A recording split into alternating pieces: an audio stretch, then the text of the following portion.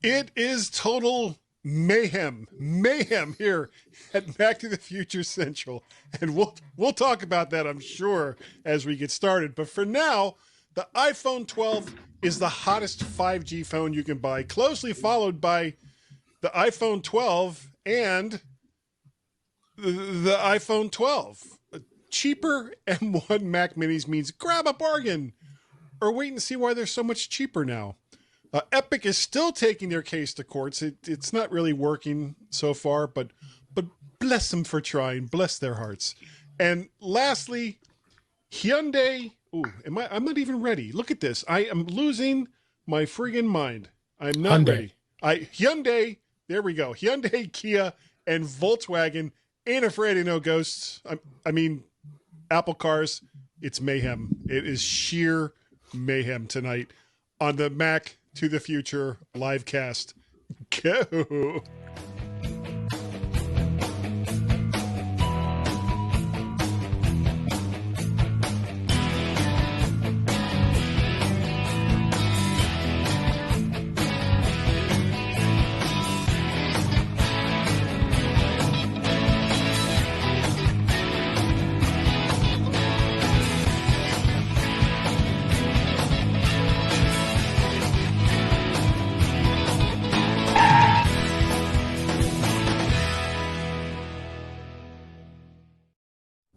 You know, I gotta say, this show is usually a little nuts.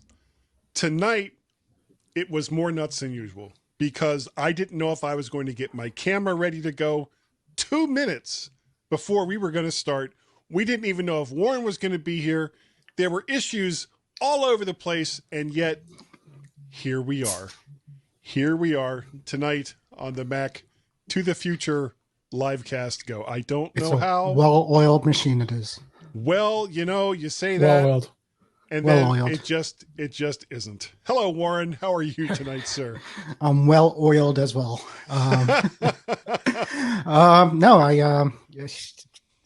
School. I mean, if you have a kid in school during this pandemic, it's a little nutty. So they're going back from all remote to like a hybrid. And just to make it real quick, there's this school that has borders. It's a private school, like a college, and then there's day students that commute. They're battling each other now because once they mix again, the borders are like, we don't want to, mingle with your dirty, commuters unwashed kids that like to party while we've been locked in this prison.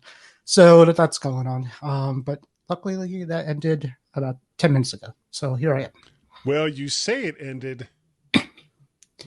Well, it probably hasn't. The Zoom call ended. That's all I know. So okay. All right. Well, that's the important part. And we are also here with Mr. Dave Ginsburg. How are you, sir? I was ready to go here. I have my equipment's all ready. I don't futz around like you do. No drama. And no drama. So I'm ready to go here. Other than the fact that I'm digging out of all this freaking snow we have here, but beyond that, you can have it. That's us tomorrow. It's gonna hit. It's gonna hit here in the DC area like 8 a.m. We have no. Like 18 inches in the south side of Chicago. So well, we're only getting 6. Here's the thing. Yeah, we're getting like 3 to 6, which in Washington DC means we're getting 1 to 2, typically, because for whatever reason, I think Washington DC has like snow envy for whatever reason. And the people don't feel justified in their panic to rush out and get milk, bread, and toilet paper unless there's a compelling reason to do so. And if you're a weathercaster and you work for a local TV station and you come on and say, it's 1 to 2 inches, even though that's what it's going to be, you're not building up the proper level of panic for the Washington D.C. area. You say 3 to 6 inches. Even though it's going to be much warmer in like a day or two, so it's not like it's going to be Snowmageddon or anything. You don't keep viewers by calmly reassuring the people that watch your program. Apparently, that's not just Washington D.C. It's the same thing in Philadelphia, and we're in a weird place where everything we're all in no matter where you are in this area, you're right on the border of the rain snow line and sleet in the middle. So that every storm is like See, Dave, right over here, he lives near Chicago. So he gets, not only does he get the benefits of like heavy snow on just for being where Chicago is, he also gets all the lake effect snow coming off of, what is it, Lake Superior? Or is it Lake Michigan? Lake Michigan. I'm sorry. You know, I lived in Ohio. All we had was Erie. Oh yeah, Lake Erie and Lake Huron. We had Erie, so that was all I knew. And coming from Florida, I had no snow until I was 21. So what the hell do I know? I saw the lake. We went, when we took a tour of Chicago. Yeah, and I'm like, that's not a lake. That's like the ocean. I can't see the other side. Yeah, you can't see the other side. It's crazy. It's an enormous lake, and I've been on both sides, so it's. Yeah. And you can't see the other side, no matter what side you're on. Even I was on the west side, in Michigan. Yeah, which is much nicer. Yeah. Anyhow, there you go. All right. Well, we got stuffs. We got stuffs to talk about.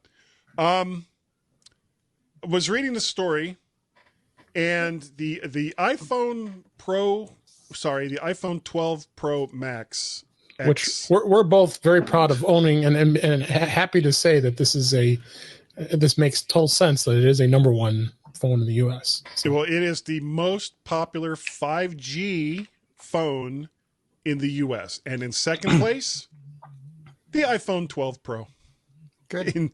In third place, the iPhone 12. And I think fourth place is actually the one that everyone is saying isn't selling that well. The Mini. The Mini, yeah. In fifth place, something that Samsung makes this week.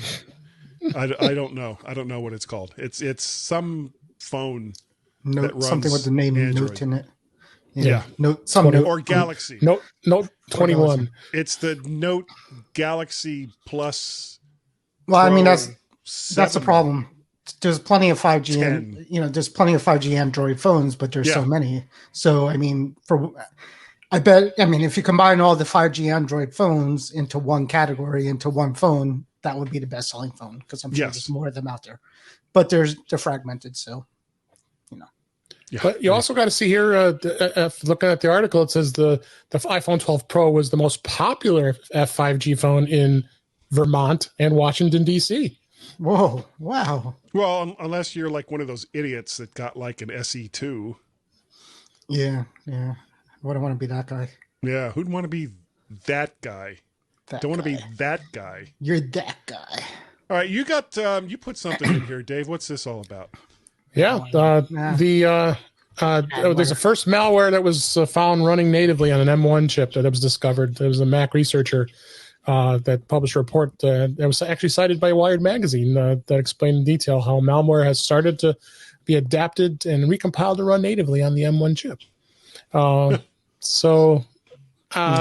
Again, like we always say with the malware on a Mac, you take it with a grain of salt because is it gonna do anything to cause much damage other than scare people? Or do you have to jump through hoops for it to get on there? It's adware. It's adware. It's not malware. It's adware. If you read the article, it's a Safari browser extension. That's all it is. Yep. And basically, when you say a researcher has discovered it, that means nobody wrote it. Well, it means nobody's going to see the light of day of it, probably.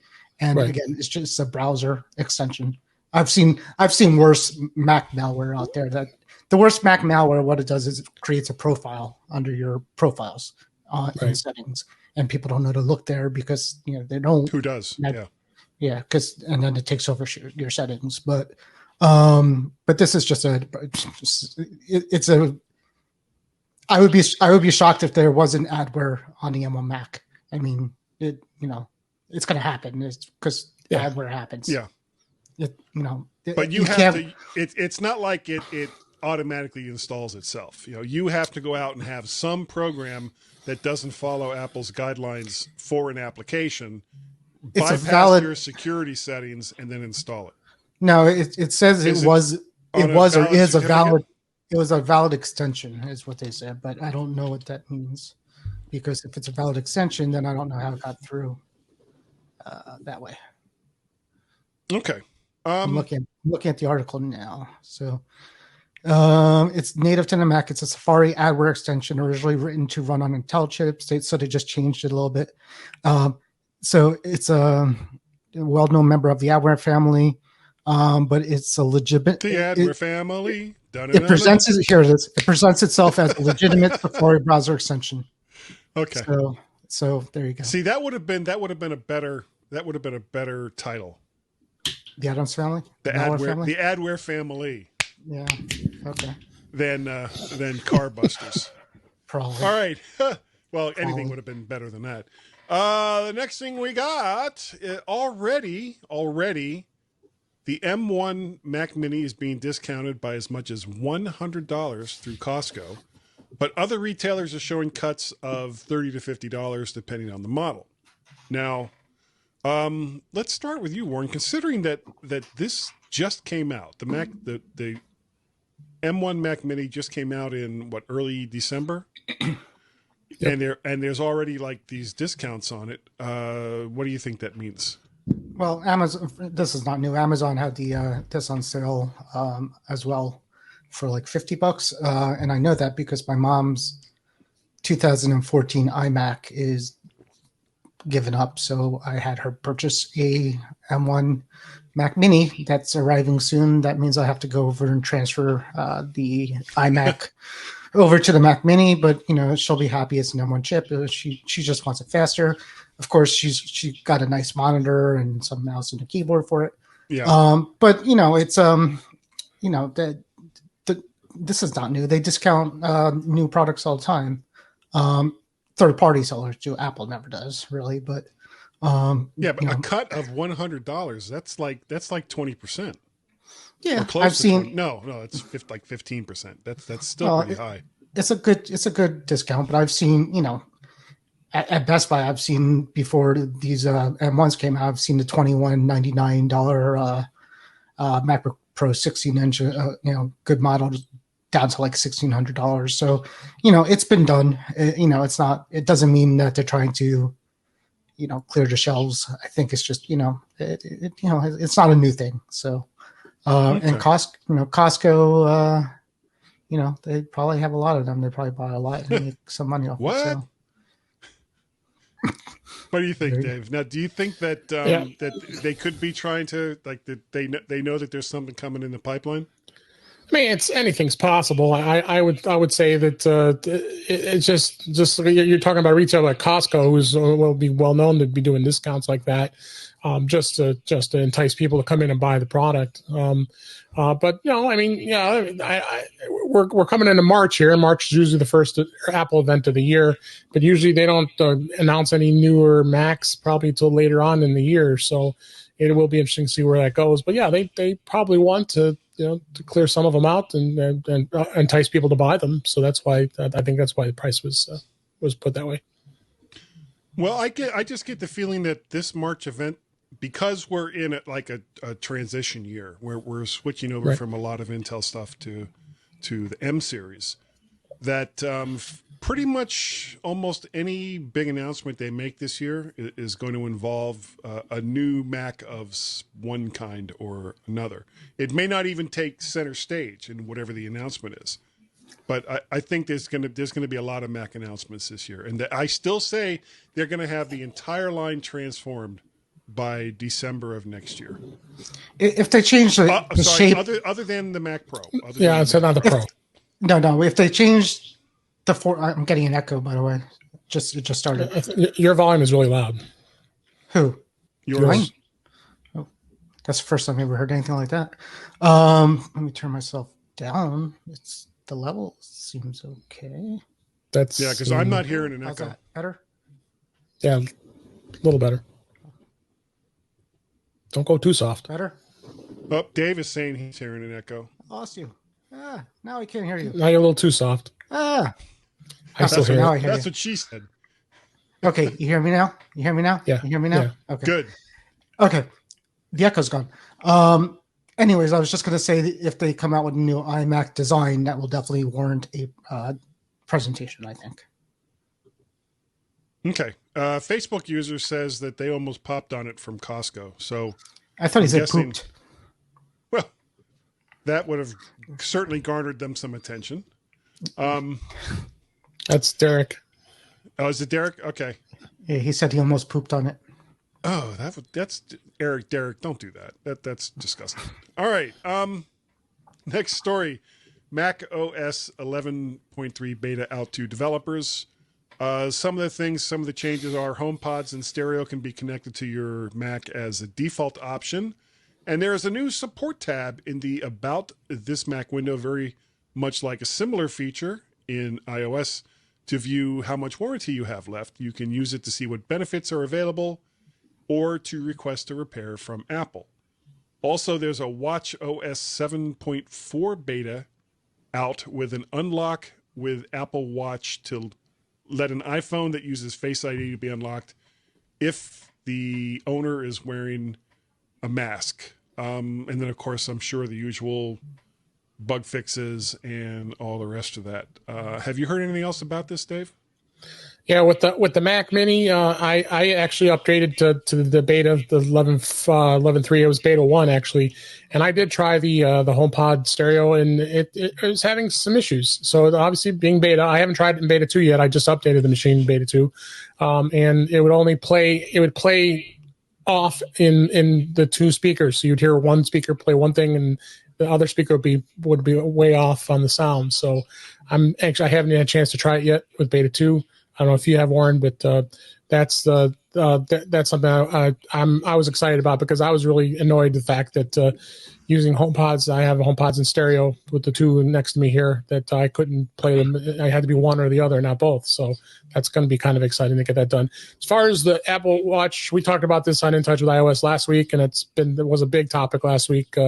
The fact that you're going to be able to now unlock your Apple Watch with your iPhone with your Apple Watch while you're wearing a mask, and that was probably a big thing. Is this like a two-factor authentication? No, actually, it's going to the watch actually is going to see that the iPhone's going to see that you're wearing a mask, and it's going to automatically switch it over to the Apple Watch. Apple Watch, of course, already unlocks on your wrist when you have it set to auto unlock, so it'll unlock the phone. Now, it's not going to allow you to do things like use Apple Pay or any of that other stuff, any of the security things. More secure things, you'll still have to put your PIN in or have your mask off to do that. But the exciting part is you don't have to now put your code in every time to unlock your iPhone. And that was what the big thing was with that. And yeah, beta just got released today, I believe. Beta 2, we'll be talking about it tomorrow. So, I'm still on beta 1. Yeah, beta 2 just came out today. So yeah, the public beta came out today. Public beta came out today. Developer was the day before, right? Yeah, because I am not the kind of person to put beta software on my main machine, but I was having so many problems with Bluetooth that I couldn't see any reason why to not do it. And I have to say, especially since I did the paring down over the course of the last couple of days, where I just ripped everything apart and put it all back together, disconnected things I wasn't using, and brought the machines actually a little bit closer to the devices that I'm connecting up via Bluetooth. I haven't had as nearly as many issues. And I'm glad that I did what I did as compared to what I was thinking about doing, because I've got this big cabinet that sits up over here on my left-hand side. And originally my plan was to take the two Mac Minis, the Intel Mac Mini and the M1 Mac Mini, put them both up there with all of the hard drives and everything else that is connected up to these machines, and then make everything nice and clean here, other than the keyboard and various mouse trackball devices, and of course all my silly audio stuff. And I'm glad I didn't do that, because chances are I still would have had the Bluetooth issues if I had. Possibly. Yeah. So what do you think about these updates, Warren? Have you installed them yet? Yeah, I did. So I did the developer updates yesterday on my watch and my iPad and my phone. And that went fine. I didn't notice much of a difference. Still some bugs. The remote app crashes. I learned just an hour ago trying to broadcast the Zoom meeting onto my Apple TV. that didn't work. So some bugs, I guess there. I did update my Pro to the Beta 2 Big Sur today. I haven't really got a chance to play with it. I'm keeping my Mac Air on production, believe it or not. I'm not going to go to beta on this one yet. Is there a reason why? I did it as an experiment. I actually talked to Dave Hamilton about it too, because there used to be a time where you couldn't downgrade from a beta to production on the M1 Mac, at least, because it said you can't. You have a newer operating system on it. So just for fun, I tried it in the last production, and it let me do it. And then after I did it, I noticed it ran a little bit better than it was on beta. I would have been fine if I stayed on the beta. It would be fine, but it ran a little bit better. So I figured, I have the two machines. Why not keep one on production? Pristine, clean, whatever. Yeah. So that's that. And it's good. The face unlock is awesome for me at work because I'm basically on my phone and wearing masks all day. Yeah. So for me, it's it's perfect. I put the so you mentioned the watch beta, but it's really the phone. It's really the phone beta that's doing most of it, I think, too. So you didn't really put say that, but all the betas came out, and it's you have to have both the beta on the phone and the beta on the watch in order for you to get that feature to work. Yep. Okay, well that makes sense. Well, also add too is WatchOS 7.3 to 0.1 came out to fix the problems, and I know Warren. We're going to talk about that tomorrow too. Warren had a problem with his Series 5 watch, and the SE watch is also having a problem with it. I think it was battery life issues, and it was it goes into power. It goes into power reserve, and it won't come out of power reserve. So this doesn't fix that; it prevents it. If it broke already, you have to ship it back to Apple. So there's some, but they're going to cover it regardless if it's covered under warranty or not. Yeah. So basically, if you charge, if your battery dies and goes into power reserve and you put it on the puck, it does nothing. So it doesn't charge. That's what happened. Okay. All right. Next up, everyone's favorite gaming company, Epic, not content with getting their hands slapped in just U.S. courts, is taking their argument that Apple is a monopoly deserving of antitrust violations and to be convicted of such, has filed in the EU. Epic still insists that they should be allowed their own payment system, apart from Apple's, but that still uses iOS as its base. Epic does this with a straight face, while not allowing alternative payment methods for third-party skins and other additions onto their popular Fortnite gaming service. Tim Sweeney, claiming to be speaking on behalf of all iOS developers, says that they will not stand idly by, and allow Apple to use its platform dominance to control what should be a loving playing field, a level playing field. So Epic just continues to try to shoot this out there, looking for some court somewhere that's willing to see this as other than the BS that it is. Warren, what do you think? I'm getting bored with the whole thing, but there was something in it. I forgot what state it was, but they sent in some guy to create a case where they had to force Apple's sideload apps, and that case was thrown out. I think that didn't make it anywhere. No. So they keep trying, and I think at this point people are just fine with the idea that Epic is just not coming to iOS, and that's life at this point. They're finding other things to do on their iPhones than play Fortnite. No, nobody's giving up their iPhone because they can't play Fortnite, as far as I know. Maybe one or two people. Yeah, certainly not enough to make up for the millions that they were bringing in before when they were on iOS. Apple's sales are still good, despite their stock price doing whatever it's doing, but sales are still good. Their numbers were good last year, and I don't think they care. Nope. Apple. Nope. They'll say, well, all you got to do is follow our rules and you'll be back. Yep. What do you think, Dave? Nor do I care. Yeah, I'm pretty tired of hearing about this whole thing. I'm glad it was quiet for a while, then now it's back in the news again. So, yeah, I don't think Apple's sweating it. It is what it is, and Epic can do what they need to do, and they feel to be important. But yeah. Apple's being flexible with a lot of things, and you know they're being flexible with other things, and not being monopolistic with a lot of other things that they're talking about. You know, and a good example was they're going to be opening up to allow you to have a third-party music app as their default. You know, they're changing their defaults. So you know, just an example of another thing that Apple's not forcing people down their throat as they had in the past. So yeah, I'm sick of it. Honestly. Yeah, the weird thing is, I think it was Spotify that kind of came in as almost like a friend, right, with Epic, and was like trying to use the same arguments.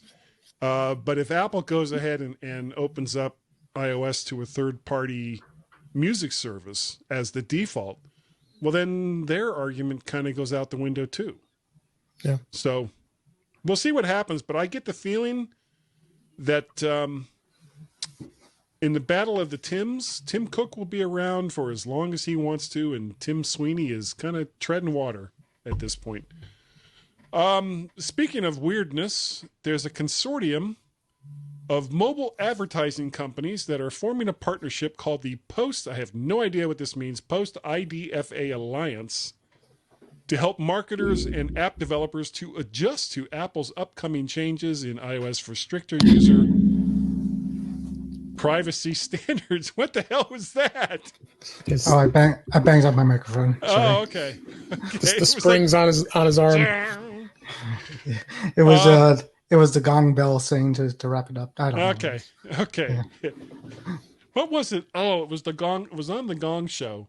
Let's not go down that rat hole. Don't go off a tangent. Keep going. Know. I'm so well. You know me. I get lost sometimes. That's what I said. Keep going. This sounds like a friendlier approach than Facebook's all-out war of silly words to try and force Apple to change their minds about user privacy and data, which Facebook believes will harm their business model, because it will harm their business model, and I'm okay with that. Dave, you got first shot here. Yeah, I'm okay with that too. And Facebook has got to just get over it. This is part of what Apple's doing. This is part of what Apple's doing to protect their customers' privacy and giving the options to opt in, opt out. So, case closed. I mean, I'm growing tired of all this stuff. It's just they have to understand that this is the way it is, and if they don't like it, then go to another platform. And good luck finding one that's going to work for you. Or work as well. Yeah. What do you think, Warren? Yeah, I mean, what he said, it's Apple has the right to do what they're doing, and we appreciate that. And Facebook and these other places have the right to fight it, and that's their right too. It's going to be up to if the courts do. I've said it before. There's no right and wrong. I mean, Apple's right by keeping devices secure and telling people that that's what they want to do. Yeah. Facebook is right to say, listen, Apple, this has been, this partnership has been going on for a long time, this Facebook on iOS thing. And, for years and years and years, we've been, making our money. You've been making your money. Now things are changing. You're changing the rules a little bit. We don't like it, and we're going to fight it. I mean, they're not wrong to fight it. They might be wrong. They're entitled. They might be wrong to. They're entitled. Yeah, they're entitled. Yeah, I'm not faulting them for trying, because this is a significant amount of their business they could possibly lose. And they're not being sneaky about it. This is their business model. So I mean, they're not being smart about it either. They have no recourse. I mean, they would have to change their whole business. No, that's not what I mean. I mean, in the way that they're fighting this, has been. I don't know who is advising Mark Zuckerberg on the things to do to fight something like this, but it's been laughable. The whole, well, we're doing this on behalf of all the small businesses and the full page ads and all the rest of that. It's like nobody is believing you at this point, Mark. So maybe your tactic should be instead to try to convince people to continue to allow you to do what you do, as compared to trying to get Apple to change what it is that they're going to do. So the only way they'll be able to do that is basically convincing you, the user, that saying I allow this is okay. Yeah, because otherwise, because you cut services, you cut the things that you're able to do in Facebook in order to get people to hit that, okay, I'll let Facebook do this button. Is that what you think the people are going to want? I mean, I don't know. There's a lot of people out there. There's a lot of people out there who, for whatever reason, go into a voting booth and hit all of the buttons that have one letter or another. There are all kinds of people out there that when they see a warning come up on their computer saying, well, I think you should give some thought before you do this or not, and they just just let them do whatever it is they want to do. Oh, and I think with computer, I mean, with all these disclaimers, we all do the same thing. I do the same thing. Yeah. If you're in the middle of nobody's reading EULAs, certainly not. And certainly when you're about to install something or go to a website that you need to do, you're not going to sit there and read this is, so on occasion, my iPhone will say, this application has been using your location a lot. Do you want to set it to always allow? I'm like, sure, I guess, go for it. We generally don't care to read what's going on. And Mark Zuckerberg could come out and say, listen, just accept it. It's fine. It's cool. Nothing's, what's going to happen. Yeah. But to take away, I mean, has anything bad happened yet? Well, what would you take if you were them? What would you take away from Facebook if you didn't agree to that? Oh, I use Facebook to talk to the family, to do live casts and stuff like that. I don't use a lot. I mean, while I'm on Facebook quite a bit, I don't use a lot of their different services. So I couldn't even tell you what half the stuff is. I know that there's lots of games and there's, quizzes and polls and all these things that seem to occupy people's minds. So you can make it so that, some friend of yours says, oh, you should take this poll or you should play this game. And then Facebook comes up, well, yeah, you can play that game if you want, but we need you to hit this button right here. Or they might say that for what if they said you can't live cast unless you say accept to their stuff. I mean, just the example is, if it's something you care about, what's your privacy worth? Well, I would probably go ahead and hit it and then only use Facebook on Chrome. And, this is what I was talking about this a couple of weeks ago. I'm basically going to switch all of the stuff that, banking and all the rest of that, I'm switching over to Safari. And for things that I know are going to be, for lack of a better term, compromised as far as data and location and all of those things, I'll just continue to do with Chrome, and I won't worry about it because Chrome is, Google is one of the offenders as well. They're avoiding updating their mobile apps right now because it seems that they're kind of waiting to see which way the wind blows as far as all the browsers. All the browsers are the same. Trust me, they all have that tracking feature if you want to turn it on, and you could Chrome. It's basically I use Edge, and Edge is built on Chrome, but it's well, Chromium, isn't that what that platform is called? Chromium. Yeah. Well, Chrome is Chromium. Yeah, it's like how Safari is not web services. WebKit. WebKit. Yeah, thank you. I was trying to remember what that was. Firefox has its own thing too. It's based something else. Yeah. So, again, and I've told people this before, but you could go on Safari and give more information than you ever thought you could ever give, and you could go on Chrome and give no information that that goes out. It depends how you configure your browsers. Yeah. Okay. Anything else before we move to the last story? Okay. Apparently, after getting a stock boost from rumors about being involved with the as yet imaginary Apple car, Hyundai and Kia are walking back on some of the details of the not officially endorsed by any party involved manufacturing deal Korea's financial services division is looking into major stock trades by high-level officials of the two companies as their stock prices went up by more than 20% on the never-confirmed rumors. On an unrelated note, Volkswagen's chairman, Herbert Diess, has said he isn't scared of Apple joining the car-making club, stating that the car industry is, boy, this is like deja vu, is not a typical tech sector that you can take over in a single stroke, and Apple will not manage that overnight. I wonder if Michael Dell, the former CEO of BlackBerry, or Steve Ballmer might have some advice to give to him. What do you think, Warren? Yeah, I saw the article of him saying he wasn't scared. It sounds kind of scary.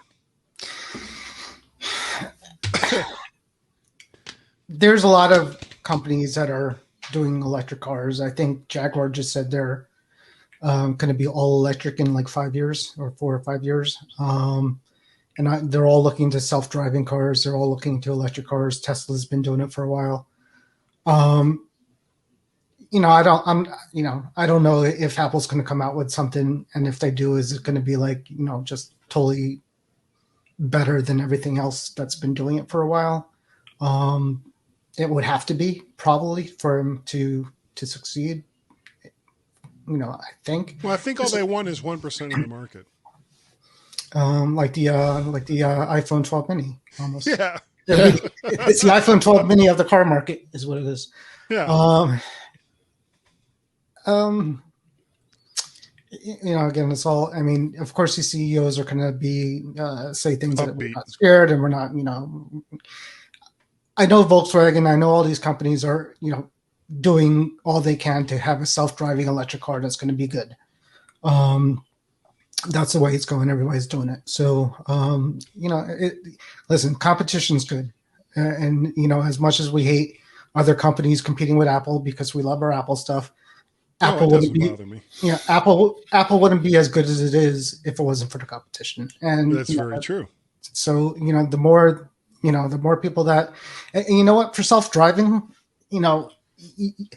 there's a piece of me with the self-driving that almost wants all these manufacturers, everybody who's working on it, just to form a consortium.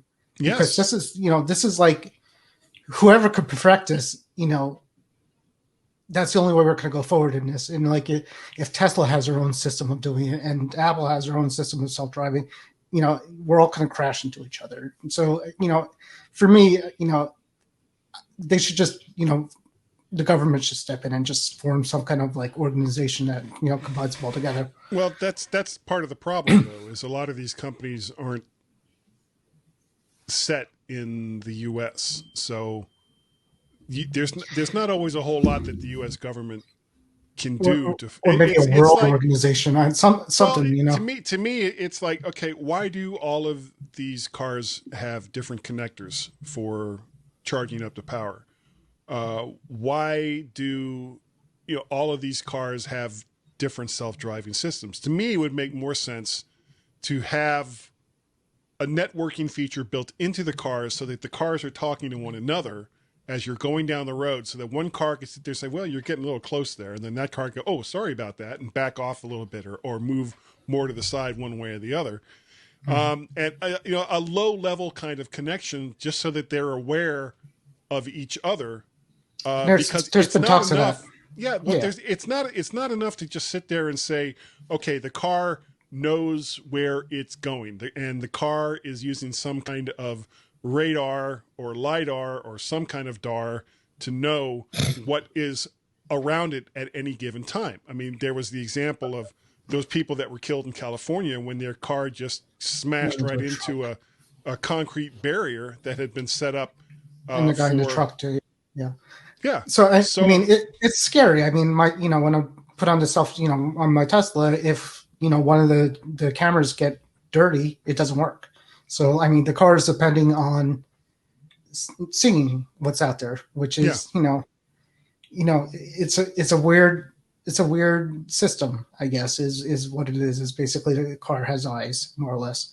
But, in a perfect world where what you're saying, the cars talk to each other, the car knows exactly what the road is like, all the conditions, where all the stoplights are, where all the traffic. I mean, it's going to be a while. The cars ahead of it are saying, "Oh, hey, there's this pothole in the road right here," or Right. the traffic is slowing down up here, so you should prepare for that. And then you got people, you have animals, you have the trolley car situation, which is, I don't know if you know, but if there's there's a group of 9 nuns or one adult on one side, and the car has to hit something, what is it going to hit? What does it choose?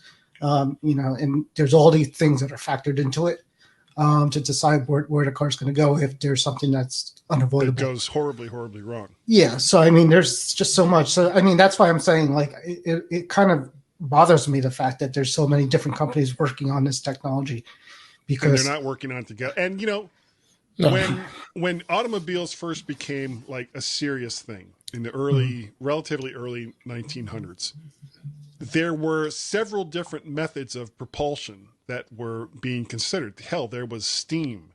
There were battery-powered cars. There were gas-powered cars. There were kerosene-powered cars. There were all these different types of cars or propulsion systems that were being used.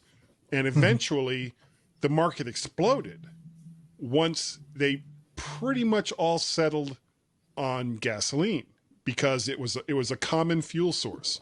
And that's really what's kind of needed here, is some kind of commonality between all of these different companies, so that if you have some kind of charger at your house, it's not going to be specific to having a Nissan, or specific to having a Ford, or specific to having a Kia, or whatever type of car it is that you want. It's going to be good for whatever car you connect it up to. And in order to move up to the level where electric cars become the thing to have, you need some kind of commonality. Something that makes them similar to each other more than being apart from one another. The battery thing doesn't, and the charging thing doesn't concern me as much as the self-driving aspect of it, because there are adapters and they're improving the batteries, and now they're saying they're going to find batteries. They settled on this battery technology for car. I mean, nobody's making, nuclear cars or solar powered cars at this point. So, I mean, it's just, we settled on the battery, and, they're going to try to make the battery has problems. They have to make it, last longer, charge faster, and remain lightweight. And then the big question now is, what are you going to do with all these batteries in the future that we're making when they're done? And so that's a question too. And then go ahead, Dave. No, I mean, just one thing about the manufacturers I was going to say. Hyundai owns Kia, so they're the same company. So that's one company in itself by it right there. I saw GM at CES, and they demoed the Hummer EV, and it was pretty incredible. They're talking about going to be, they want to be all electric by 2035. So, all these car manufacturers are looking for that goal. The ultimate goal of doing that. I mean, they're partnering up with FedEx, GM, and FedEx is already looking at a new fleet of commercial trucks that they're going to be all electric. So I mean, it just continues on. This is a tough market, and Apple getting involved with this, and because of the technology, they really want. This seems like they're interested. Now, is it going to happen? I would see Apple's involvement with this is going to be down at least next 4 to 5 to maybe even 8 years before we even see anything with Apple and relates to electric cars. Well, I know Gaz over at the MyMac Podcast keeps talking about that the Apple car isn't actually a thing as much as it's a service. Right.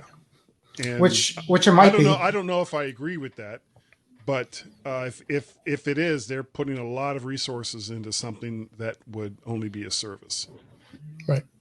Anyway, I think do either one of you guys have anything that you want? Oh, didn't mean to do that. There we go. No. Have anything else that you want to add before we head out for the evening? What else is going on out there? No, it looks good there. Malware, we talked about the malware. I got a new backpack for my work today. I got a new preamp.